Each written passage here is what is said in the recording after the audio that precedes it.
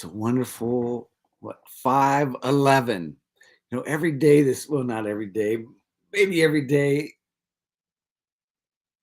there's a day that day represents. Like 5:4 was, oh, may the fourth be with you. You know what I'm talking about?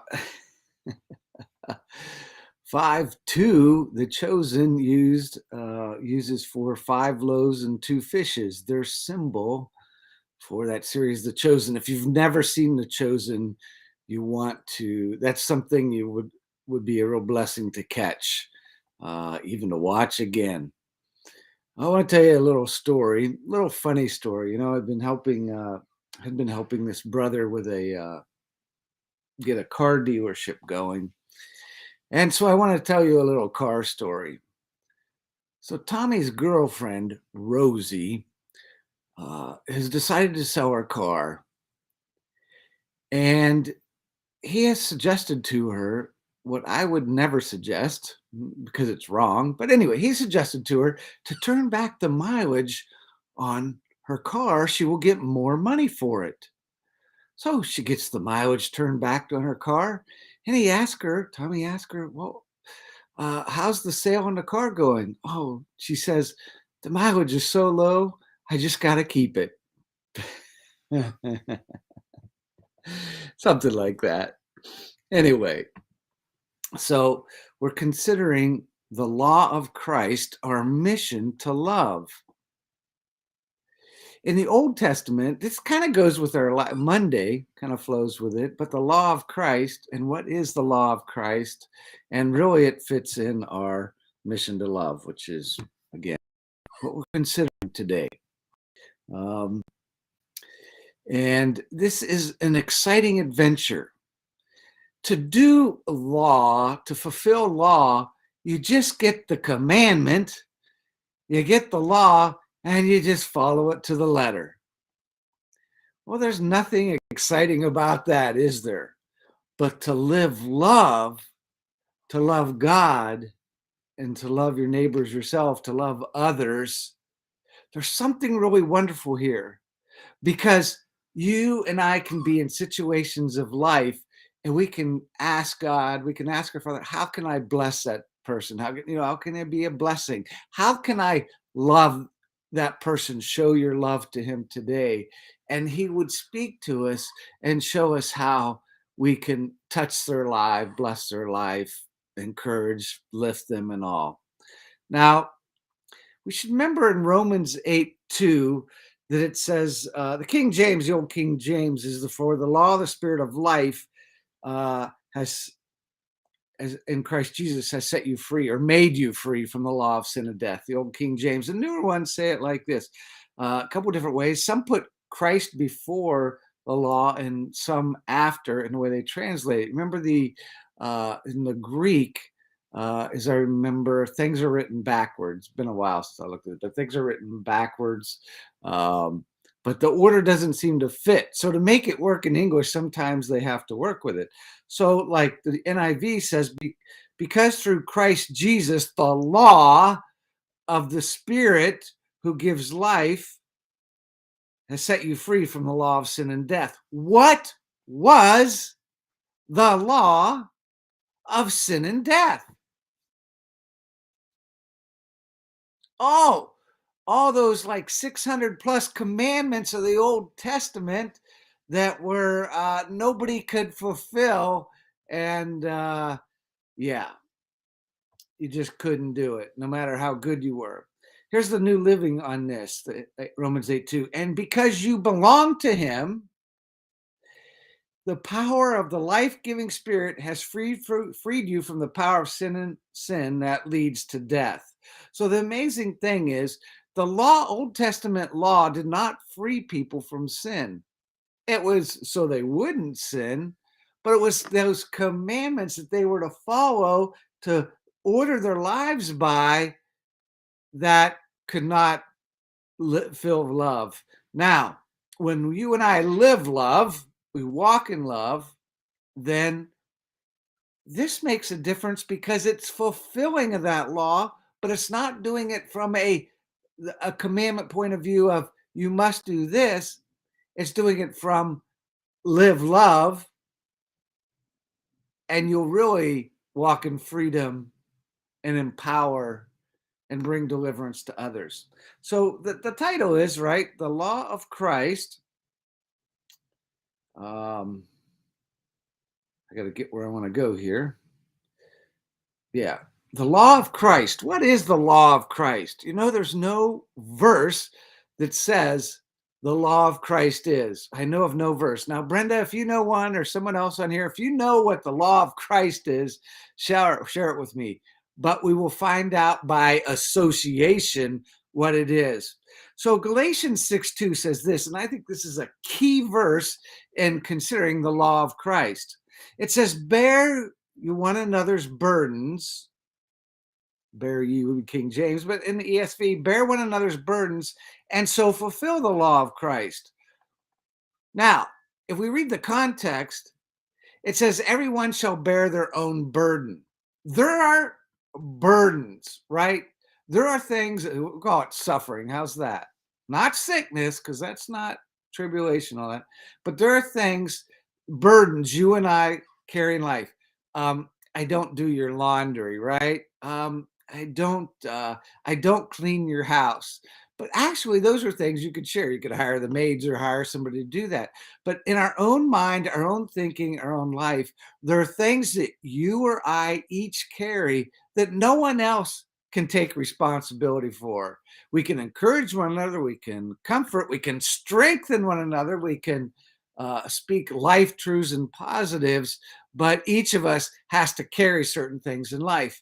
But this says to fulfill the law of Christ, that carry each other's burdens. In this way, you fulfill the law of Christ. Well, now we know how we fulfill it. There are things that I can do that are a blessing to you that help you in some way, right?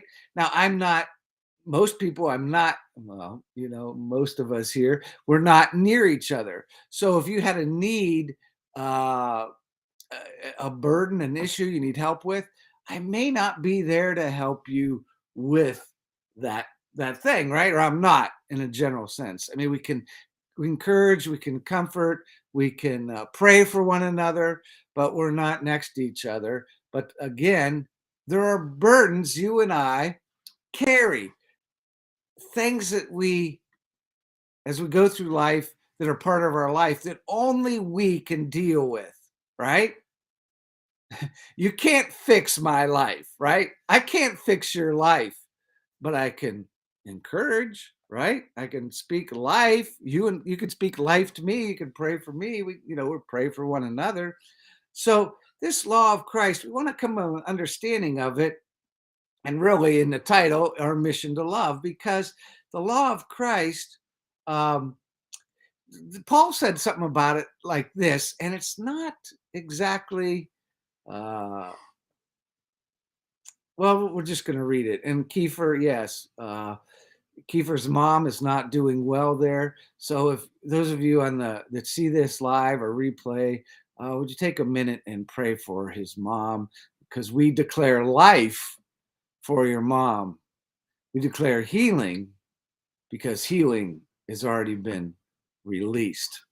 So Paul said this in 1 Corinthians 9:21. To those outside the law, I became as one outside the law, not being outside the law of God, but under the law of Christ. This law of Christ is a law that supersedes all the 600 plus Old Testament laws.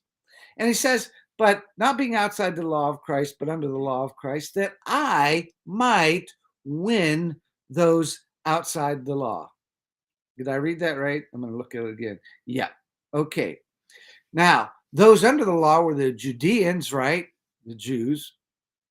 And then you have the Gentiles, they're without law. So how's he going to win them with the law of Christ, which really is title our mission to love. So I said that nowhere in the Bible does it specifically state what this law to love is. And when we consider that, then let's consider what Jesus Christ said is the most important law of all. And he said that the most important law of all was to love God with all your heart, soul, mind, and strength, and your neighbor as yourself, right? And this verse that I want to bring up that I think is concise, precise, really powerful in this area. So I'll get my right little thing here. And this is from the John 13, 34 and 35. Something we've considered probably a number of times, but really has value here. And he says in John 13, 34 and 35, and I'm in the ESV, a new commandment I give you,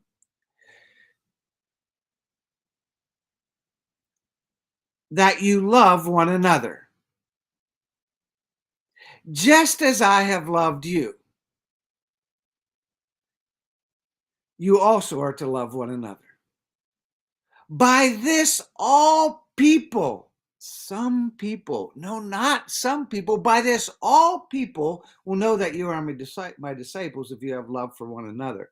Now, some, remember the message of Christ to some is a fragrance of death. Is that 1 Corinthians 4? Someone knows where that is. For the fragrance of Christ, the knowledge that we share and this love we share, to some it's death. They don't see it as life at all. And by this, all people will know you're my disciples if you have love for one another.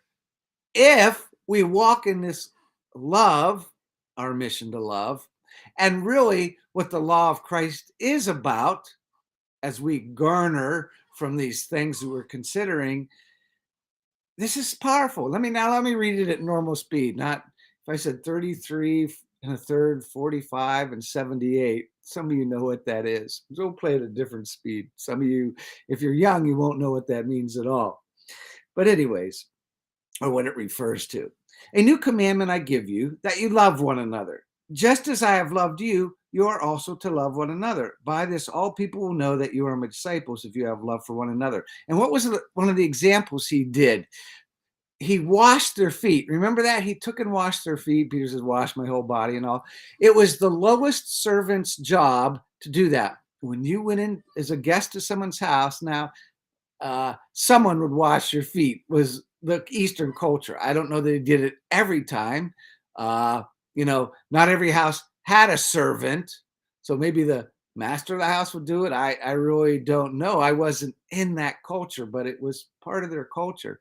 So Jesus taking on the position of the lowest servant in the house and washing their feet showed that there's nothing too, in a sense, low for us to go to bless and help others, to show love to others. In other words, we need to reach deep to love others, and we not to think we're above anything. Well, I'm better than that. I would never do that. No, Christ did this for an example that he given his life for us, right? Okay. So I think this is vital in understanding this law of Christ. Look, if you or I were to put people under requirements, and there is requirements. You raise children, you have standards in the house. Maybe you tell your kids you got to be at a certain age. You got to be, well, when they're young, they just aren't out at night at all. And then maybe by a certain age, a teenager or something, well, you need to be in by 10. I don't know, maybe even a little older, you say, okay, you need to be in by 11 or midnight or something. You set a standard or a law, let's say. But there's something about this law of Christ and it having to do with love that frees people, lifts them, empowers them, and launches them into greater destiny, purpose, vision, and receiving of the life God has for them. So we should come to understand what the law of Christ is, even though it's not written specifically that this is what it is. But whenever Jesus Christ talk about the greatest commandment or a new commandment I give to you, it is to love. So here's the great mission for you and I. We are learning how to love. Father, show me how to love greater today. Show me how to envision your love for the person I'm with or near, how I can show them your love. Now that is powerful. You're not giving them a sheet with 10 commandments or something and say, you better do this. You're not saying you better get to church on Sunday, right? You know, whatever that people may do. Love frees and empowers. So if we're going to love God with our heart, soul, mind, and strength, if we're going to love our neighbor and ourself as ourself, then we have to understand that one thing is that this love is more important than all burnt sacrifices and offerings. You could pray till you're blue in the face, and prayer is good, and praying for others and all is a loving thing to do. But just like, look at the trouble my neighbors are having down the street. Oh, look at what's happening to so and so. Oh, let me tell you about that. Where's the love in that? The love is the one that goes over and sees if there's something they can do, encourage, lift, free, so forth. So loving our neighbor is big part. Loving God is a big part. And together, this new commandment that Christ gave us to live love as he lives love. So we know the law, kind of getting this last one more so, the last thing, that Christ is the end of the law to all that believe, Romans 10:4. You have like Ephesians 2:15. By abolishing, what does abolish mean? By abolishing the law of commandments expressed in ordinances, that he might create in himself one new man in the place of two, so making peace. Christ abolished the law, but he gave us to live love to make a difference that really counts for something. Okay? Yeah. So Christ freed us from the hundreds of Old Testament commands and instead gave us one thing, not to live in an old commandment of love, trying to do works of righteousness, but that we are righteous in Christ, that we live out of that, and we can minister to people, we can bless people, we can serve others by learning this law of Christ and living love. It's just so simple. It really is so simple, but so incredible. All right. Now, what does in 1 John 5:3, there's something else here that adds to this a little more dynamic to it. And it says in 1 John 5:3, for this is the love of God, because God is love, and it's not that love that we love God first, but that he loved us first, and his love is always at a greater level than maybe we are at. We're always aiming for that, okay? For this is the love of God, that we keep his commandments, and his commandments are not burdensome. The Old Testament commandments were grievous and burdensome. So we're not talking about those, are we? We're talking about living love is so much what we're talking about considering. So because we're not under Old Testament law is not an excuse to do whatever the HELL I want. I will just live however I want. I am not under law, right? Well, Romans 6 would talk about that. Should we sin that grace abounds? Should we do whatever the heck we want? No. Doesn't grace empower us? See, this is a thing that people miss. Yeah, sure, love and with grace covers the multitude of sins, but grace is that I want to, what is it? Unmerited divine favor, God's divine favor, unearned, unmerited, but it's more. Grace is that which empowers us to walk at a far greater level than we could have in an Old Testament way. Paul speaks about the grace upon his life that he was able to minister the way he did. All right.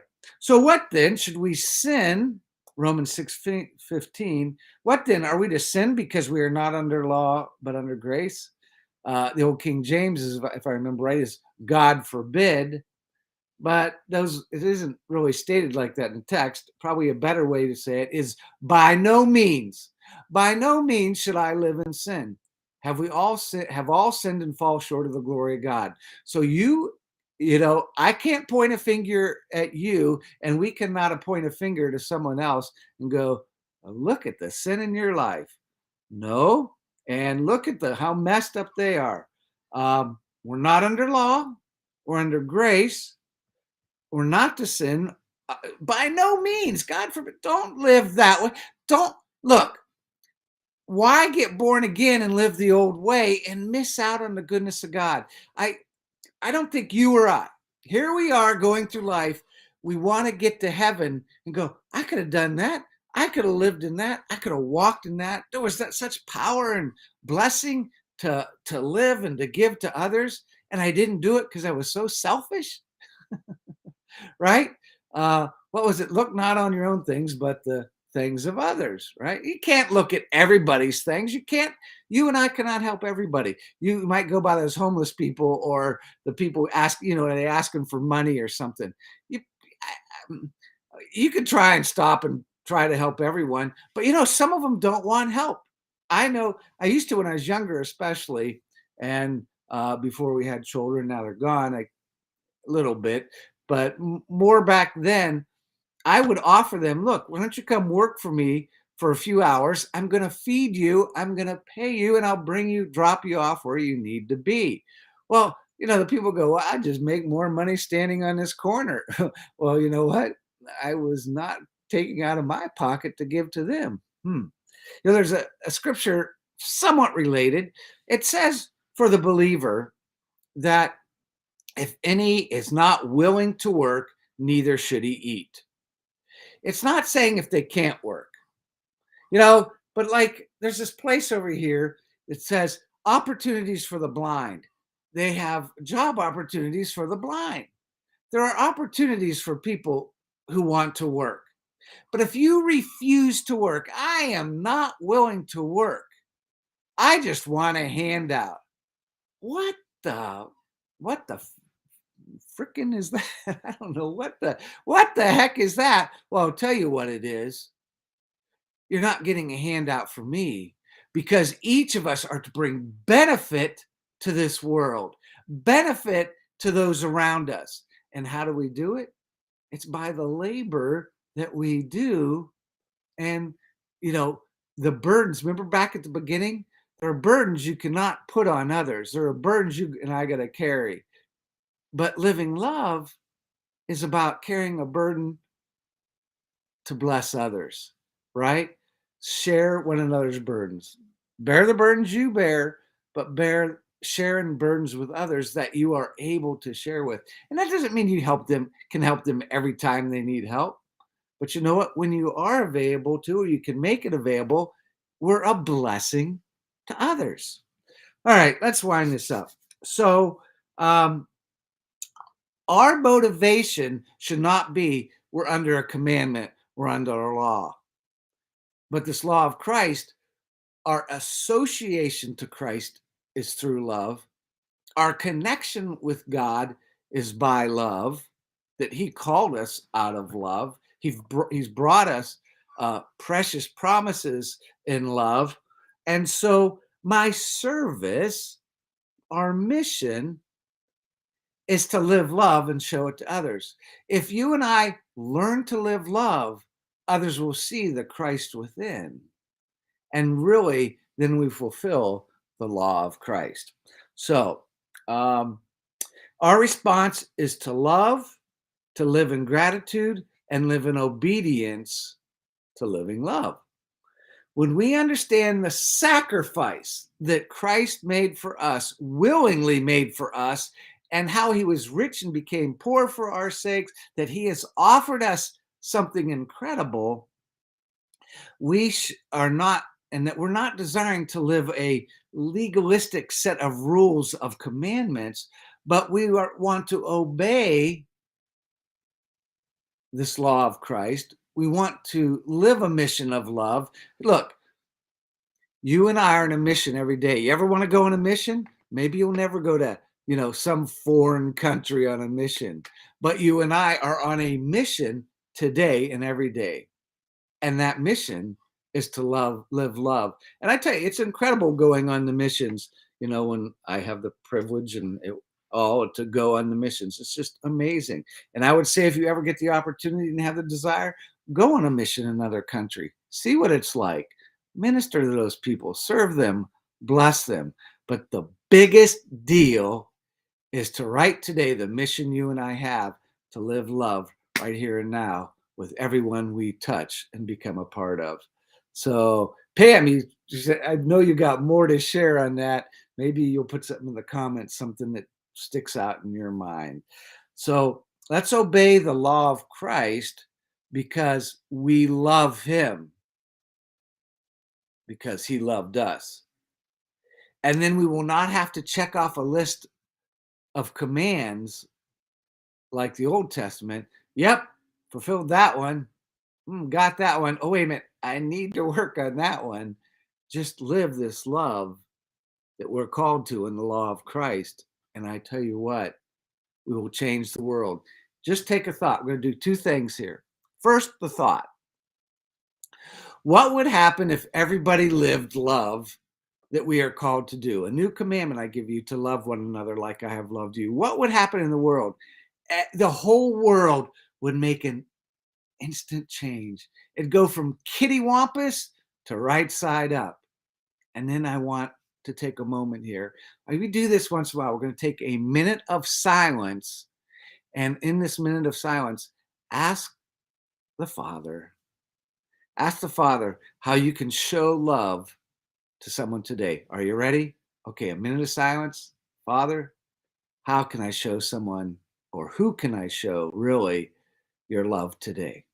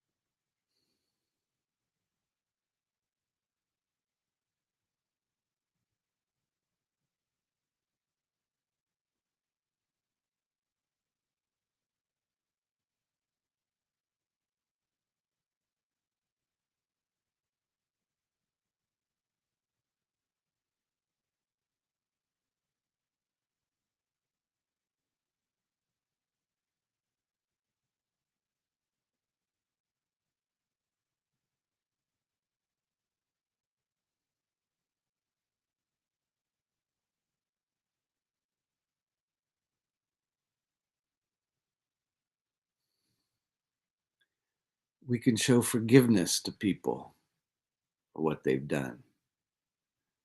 We can show kindness to those. We can be tenderhearted to those that are hard-hearted. There are so many ways we can show love today. What will you do that'll change our world and reveal Christ to whoever you're with? It is a glorious day to live. You are God's royal child in his royal household. So let your life so shine before men that they may see, yes, your good works. They may see your love, and may you lift the burden of another and help them on the way, so that instead of them being crushed, they are able to live another day fuller and greater. God bless you.